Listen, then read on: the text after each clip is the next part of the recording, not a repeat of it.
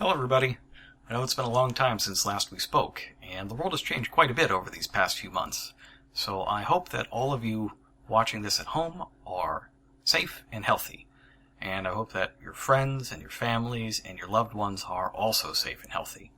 As you can see, I'm safe and healthy, and so is everybody else at KDE US. We're all working from home right now, and that means that I can't be in the office and use the studio.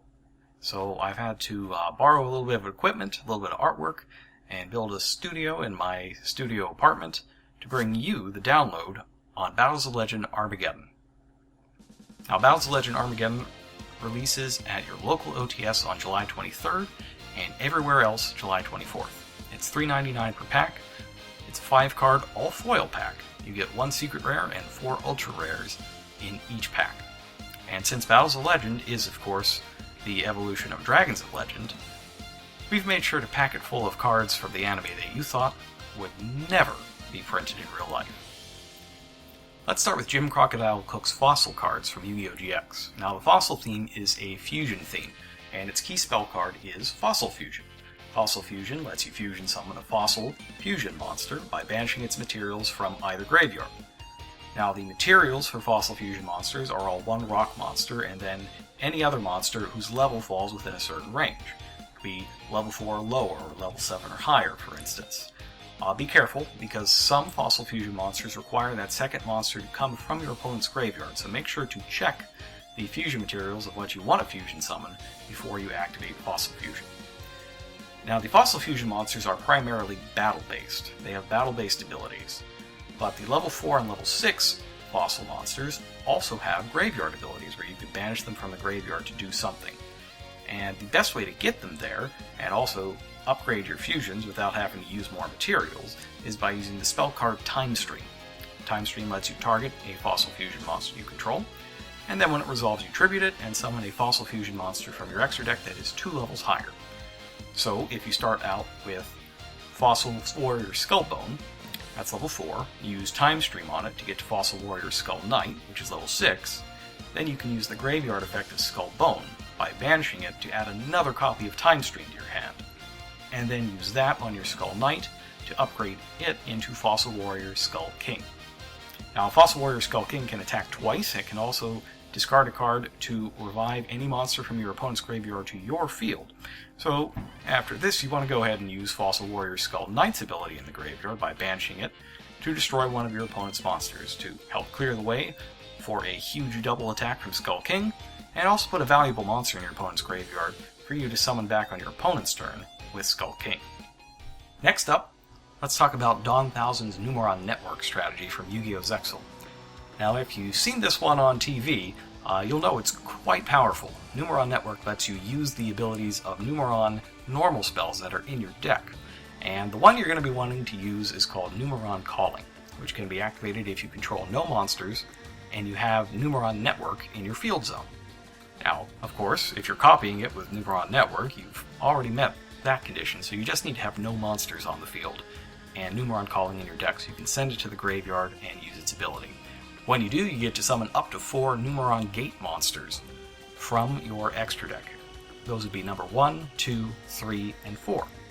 They all have the same stats and do the same thing, but combined, they lead to a big win.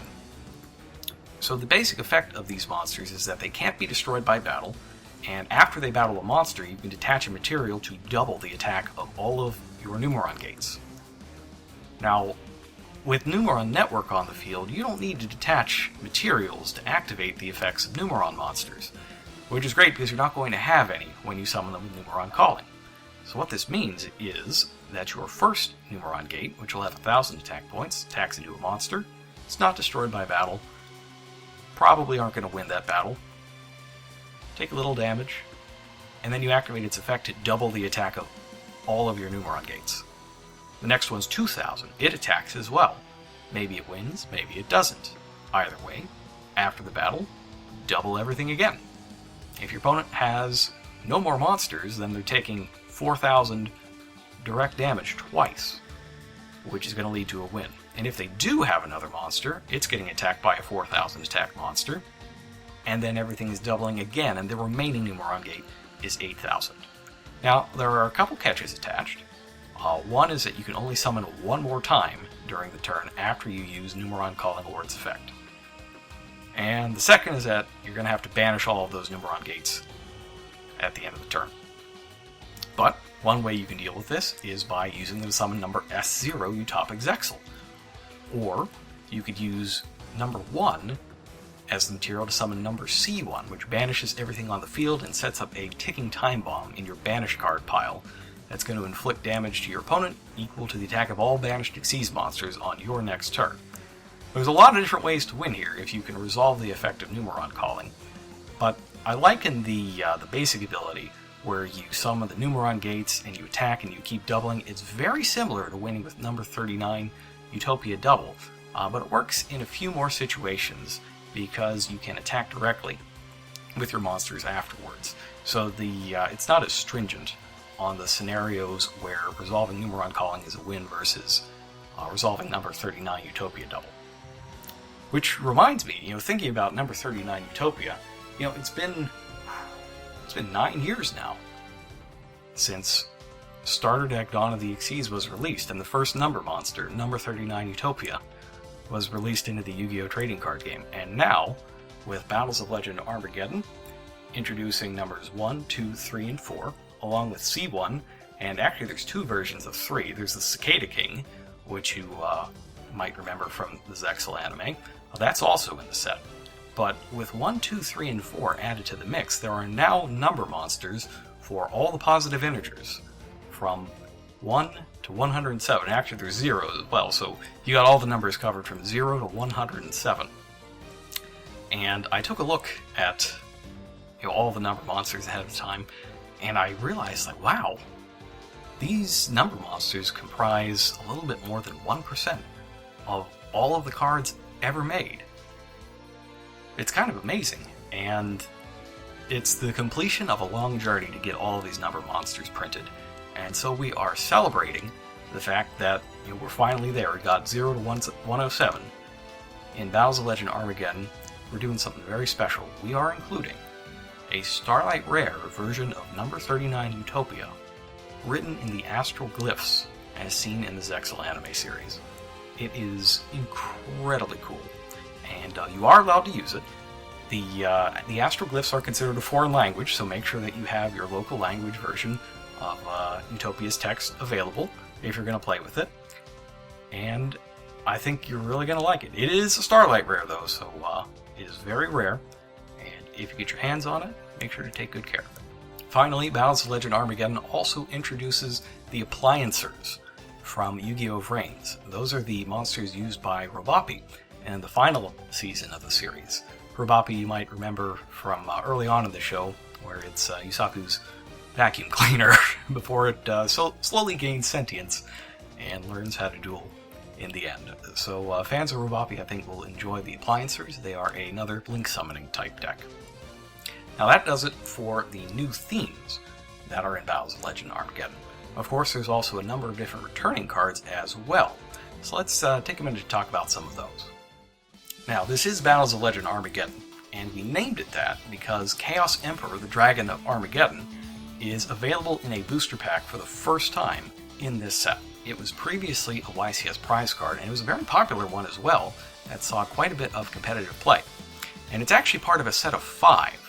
It goes along with Dark Arm, the Dragon of Annihilation, Trishula, the Dragon of Icy Imprisonment, which has also seen a bit of play, Judgment, the Dragon of Heaven, and Darkness Metal, the Dragon of Dark Steel. Now those 4 cards were promotional cards in North America. They haven't been available in Europe or South America. So those are going to be available in the booster pack for the first time in this set as well. And in addition to those, there are a number of rarity upgrades and shifts. Some cards are even getting their first foil versions in Battles of Legend Armageddon. So take Cross Sheep, for example. Cross Sheep, seen in a lot of fusion decks that use Invoke monsters and Shadows. That'll be appearing as an ultra rare. And if you're playing Salamandrate, and you've been using Formid Skipper to help you get a hold of Parallel Exceed from Eternity Code, you'll be happy to find that there is an ultra rare version of Formid Skipper in the set as well. And we've also got returning cards for past and future decks. So if you just started picking up Legendary Duelist Season 1, you got the Melfi Rabby. That's part of the theme that's in the upcoming Rise of the Duelist set that uses a lot of level 2 beast monsters. So you might want cards like Obedience Schooled or Valerathon, Mystical Beast of the Forest, which you can also find in Battles of Legend Armageddon. And if you're planning, invoked cards, for instance, or you want to be playing invoked cards in whatever deck you're building, then you'll be happy to find that there are a number of the invoked cards in Battles of Legend Armageddon as well, including the spell card Invocation that you need to be summoning them. Battles of Legend Armageddon really is an exciting set, and you're going to be able to get your hands on it starting July 23rd at your local OTS, July 24th everywhere else. Thanks for sticking with me all the way to the end. I just want to say, stay safe out there. Stay safe, wear your mask, stay healthy, take care of each other, and we're all going to make it through this. And speaking of making it, while we were making this set, we realized that the Yu-Gi-Oh! Trading card game was hitting a milestone this year. And actually, it happened for me when remember I talked about a little earlier about seeing exactly what percentage of all the Yu-Gi-Oh! Cards were number monsters. And it was when I checked that out that I realized, oh, wait a minute, we're going to hit a really big milestone this year. We're going to hit 10,000 unique cards. And in celebration of hitting that milestone, we've included something very special in Battles of Legend Armageddon. Please take a look.